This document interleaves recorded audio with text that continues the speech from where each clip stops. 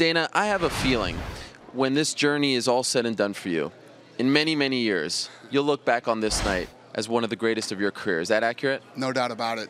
Obviously, there were a lot of new things we implemented tonight, from Reebok to the new graphics package and singing of the walk-ins and all these other things. I knew that we had a really cool show ahead of us. We just had to execute. You know, you have to go out there and you have to nail it. And I think this is without a doubt the best UFC ever. So there were a lot of questions about Conor McGregor, his wrestling. Could he take a big punch? Do you believe he answered all those questions tonight? Yeah, well, you know, there's always going to be questions. There'll be more questions against a different opponent. You know, what's it going to be like when he gets in against Jose Aldo, who's so athletic and this and that and everything else? And, you know, then people will be saying, well, Jose didn't knock Chad out the second time. And it's just, you know, what makes big fights so great are all those things, the doubting and the you know, the debating, and that's what's fun about being a fight fan.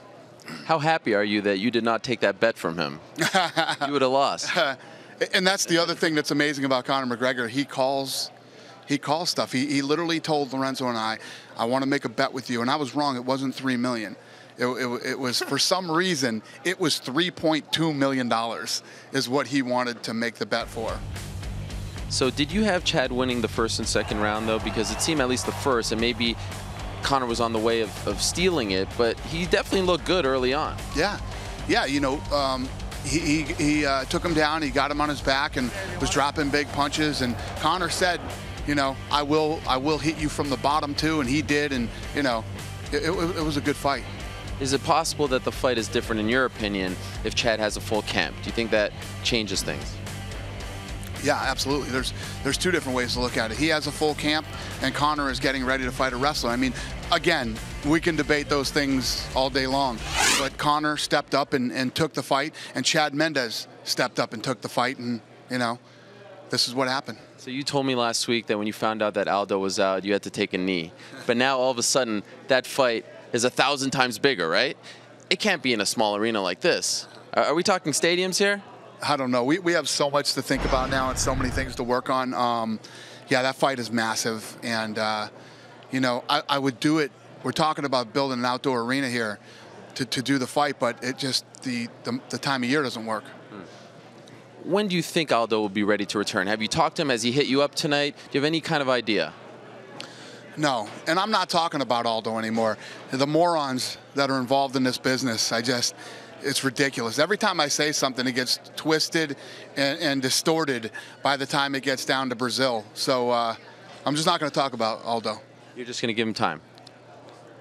Aldo will fight Conor. We'll figure it out, and when we do, we'll announce it. Is there any chance Frankie gets in front of Aldo, or do you wait for that fight at this point? Yeah, you wait for Aldo. Yeah. What about that co-main event? One of the greatest fights in UFC history, and all three judges had it for Rory going into the fifth, 3-1. Did you have it the same? Yes. I had it 2-2. Okay. I had it 2-2 going into the fifth, but I'm not a judge. Well, what'd you make of the fight? How about the fight that was a split decision with Catal and, I mean, Jesus. Let's not think about that. All positives tonight. What'd you make of the fight? Robbie Lawler coming back after some big shots, Rory as well. In my opinion, one of the greatest fights in UFC history. Do you agree? Roy McDonald has an incredible chin, a massive heart, will, determination, guts. I mean, I could just go on and on for days. He was amazing. Broken nose in the first round, toughs it out. Then Robbie Lawler starts getting with 10 straight head kicks in a row. He stays in there, and they keep battling it out. One of the sickest, most unbelievable wars I've ever seen in my life.